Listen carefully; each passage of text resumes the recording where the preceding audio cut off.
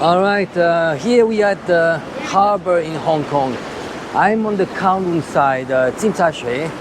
So this is the Kowloon side on my back, and here you see Hong Kong Island on the back. It's quite impressive. It's very nice, especially nighttime. So here, this is very touristic. Lots of tourists, especially from the mainland. It's a traditional destination for mainland Chinese to come here to do shopping, to spend the weekend. And it's very pleasant, very international. What is interesting is this mix, because Hong Kong has been a colony for hundreds of years. There's this mix with the colonial era building and a mix with Chinese buildings. That makes it very interesting. And it's very convenient for foreigners. There's lots of white collars coming here to work in the insurance, banking industry. And the only problem is that it's a very, very expensive place here in Hong Kong. It's cramped. There's density of population is extremely high. It's probably one of the highest in the world. So you have little land available. Actually, there is land available, but it's pretty much controlled by the tycoons, the local tycoons. So because there's little availability of space and also apartments, that makes housing extremely expensive. So that's one of the main issues here in Hong Kong. I would say income disparity and also housing, affordable housing. So it makes life extremely difficult for locals. But again, this is mainly the fault of this colonial era economy, which was extremely capitalist. Oh, we have some wedding here on my back. Oh, you see? So what happens is that Hong Kong was a colony for hundred years, and China actually lost Hong Kong and had to give it to the British. And when it lost the Opium War, because the British they had imposed on China opium consumption, and then they fought and they lost Hong Kong. So Hong Kong had to be given to the British for hundreds of years. And China got it back in 1997. So there was a very tough negotiation back then between Margaret Thatcher and Deng Xiaoping. And Deng Xiaoping was very tough. He said clearly, "You don't give us back Hong Kong, that's war." And so the British, they were not too keen on getting in war with China. You see on the background, it's amazing. This is Victoria Harbour. It's very nice. You get like two groups on my back. So as I was saying, China got back Hong Kong in 1997. But the problem is that the British, they gave it back to Hong Kong, but before that, they made sure that they put the seeds for color revolution. So they didn't want for China to get it smoothly. China had actually already an attempt of color revolution in 1989. You remember Tiananmen Square. Those events were all coordinated by the West, financed by the West. Was maybe some legitimate, like any color revolution, was a legitimate reasons at the beginning. Just, people going into the street just to denounce corruption. But then it was hijacked by the West, especially by the US. In Hong Kong, they did the same. They planted the seed of color revolution before the handover. Right after they negotiated the return of Hong Kong to China, they started pouring in lots of money. There were lots of foreign agents here in Hong Kong. And up to 2019, there was actually 2014, there was this movement called the Umbrella Revolution. There was they called it Occupy Central because you had those protesters, students, many students, they occupied Central for weeks. And it was not that obvious that the West was behind it. It was much more obvious in 2019 because then they had claims that was typical of color revolution. They had this call of R2P, responsible to protect. You had signs in English. They were actually carrying flags, foreign flags. So, and then you could see their training. They were trained by Western agents. You could see CIA agents actually running around the street and teaching kids how to make petrol bombs. So there was a little bit of tension in 2019, but again, this is part of this proxy war between the US and China. And we could see real life here in Hong Kong, what China wanted for, what the US wanted for China. What they wanted to create chaos. Ultimately, it's not about regime change. What can you do? Hong Kong is part of China. What could they do? But if you can create chaos and you can actually use this chaos to demonize China, to portray China as being, oh, the evil, bad China. Look at how the police is treating protesters. Well, you know what? It was 1 year of a very violent protest in Hong Kong. And during this 1 year, there was not a single death. Actually, the only person that died was killed by the protesters. It was an old guy that was cleaning the streets, and he got killed by the protesters. So imagine 1 year of very violent protest, not a single one died. When you look at the protest in France, the Yellow Vest had, I think, 1 dozen of people that died. Many lost an eye, a hand, because they would actually take those petrol bombs, not those petrol bombs, but like those things that the police would fire. They would take them in their hands and would explode them, the hand, right? So you see, and they still demonize China when Hong Kong police, they managed so well with those protests. So what Hong Kong did here was to enact some kind of a security law, but not exactly, but somehow just they made sure, under the pressure of the central government, they made sure that they would secure Hong Kong from foreign interference. So in reality, that's only when they enacted this national security law in 2020 that you could consider that Hong Kong had the final handover to China. Because before that it was completely colonized. Even minds were colonized.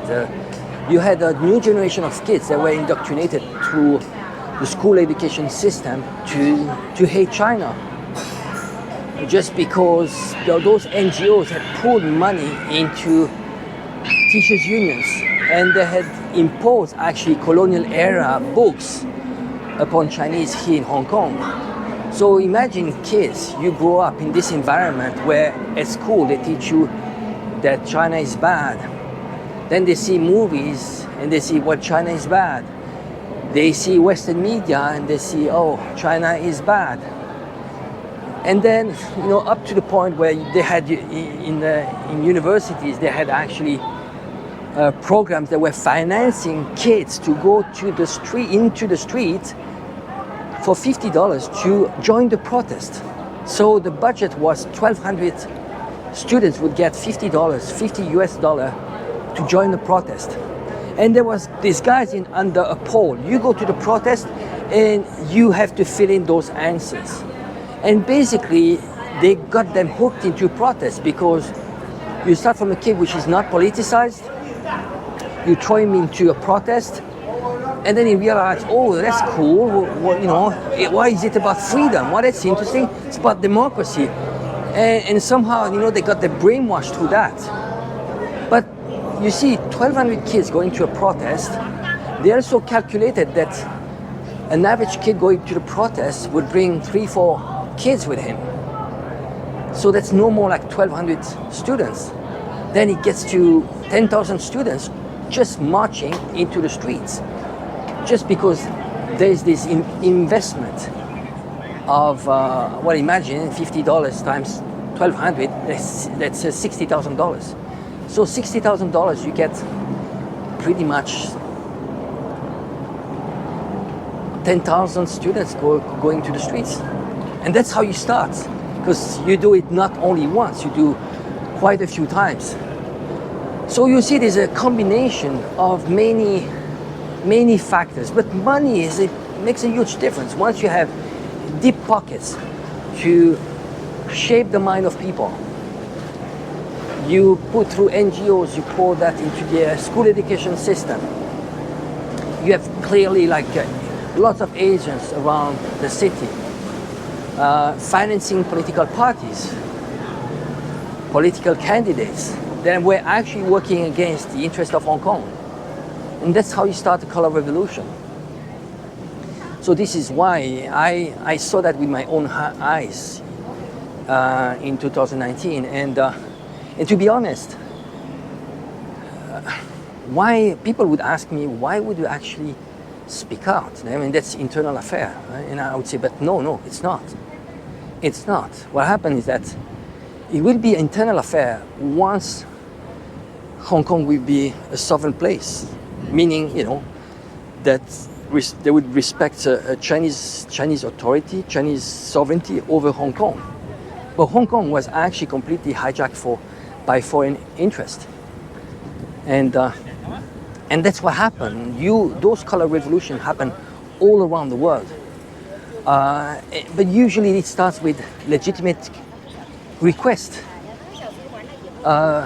They start going into the streets. I mean, usually it's people ask for better working conditions, better living standards. Those are most of the requests that people have. But then slowly you get them hijacked by radical elements. Then it gets violent, and then somehow overnight they have different requests. They're asking, regime change. We need to topple the government. And then you have people going to the street with the US flag saying, well, Trump, come to help us, protect us. So asking for foreign interference. And actually, those protesters here in Hong Kong, they were asking sanctions from the West to Hong Kong. I'm asking you, if you really care about Hong Kong, why would you ask foreign powers to put sanctions on your own economy? I mean, you're shooting yourself into the foot, right? Do you really care for this place? No, you don't. You don't, because you're just a puppet. Ultimately, those agents, foreign agents, most of them left. And now they're working for NGOs in the West, in the UK, in the US. And because I think probably they tapped into the money issue. So, losers, you get them a position. Actually, you get them importance, sense of importance. Think about it. Average Joe, you tell him, you are the guy. You tap into the ego. You are the guy. I need you. You need to fight for us, for yourself, for freedom and democracy. You are a hero. And I think you have a great potential. We need to hear your voice. So they prop up those person, and overnight they are famous. Well, imagine to a kid, what does he do? It's like he found a meaning in his life, and then he's being used, and he buys into his own narrative. The more you repeat a lie to yourself, the more you believe in it. And then somehow, when things get bad, you get a position in the US, and you're trapped. What do you want to do? I mean, you were hired to do that. And actually, your visa are conditioned. It's conditional to how much you will contribute to the imperialistic cause. Meaning, from now on, you are in the US and you need to demonize China. You need to say China bad. And you need to actually fabricate stories, right? So you have many of those supposedly activists. They are abroad, they are in Washington and telling lies about their own country. And they just hijack. I mean, why do you want to do it? Once you start in this direction, you give up on your country, you give up on your people, you be betraying them. But that's how they do. Money and somehow you tap into the ego of those kids. And that's why you have Nathan Lowe, Joshua Wong, all those kids that were taken like very early on. Joshua Wong was taken, he was vetted by the West, they identified him, he was probably 14, 15 years old. And he was calling for, he just created a party called the Mosito. It was an extremely racist party. It was against mainland Chinese. And basically, they had this sense of superiority. They were like, no, we are from Hong Kong. And I'm like, but look at yourself in the mirror. Bunch of clowns. You Chinese, right? What are you saying? Actually, Joshua Wong is not even Chinese. I think his family is from Vietnam. They moved here a long time ago. But this whole thing about, building up this identity, same as they did in Ukraine. Overnight, they started building up this Ukrainian identity when the whole history of Ukraine is linked to and tied to Russia. You have all the people in Ukraine, most of them, they all speak Russian. I mean, why would you deny your roots, right? Your history. Well, it's the same here. Because kids, they grew up, most of those kids actually didn't even live under the colonial era. They were born after. So what happened is that they idealized this era, colonial era. They thought that was the best time. And then you had the clash with their parents, because their parents would say, well, you know what, you're completely wrong. I did live under colonial era in Hong Kong. And you know what? We were treated as third-class citizens. That's what their parents would say. Do you know that there was a peak ordinance in Hong Kong? Let me explain you what it was. It was a law that didn't allow Chinese to go to the peak. The peak was an area where all the Westerners, the rich Westerners, were living. So Chinese in their own land could not go there. And that's the type of laws they have. And additional to that, they had very limited freedom and absolutely no democracy. So you see, now they do. Now there's more freedom. But that would be just absurd to say that under colonial era, they had freedom. All the decisions, they were made in London. So you had those kids idealizing, oh, life was better under the British Empire. But you weren't born. Ask your parents. You want a reference? Ask your parents. They did. So that's interesting. 2019, they completely divided the society here, especially the kids and the older generations. I mean, I think parents, they were shocked looking at their kids being so much brainwashed, going to the streets and smashing everything. And for what? For doing the job of their colonial masters, the one that the parents completely despised.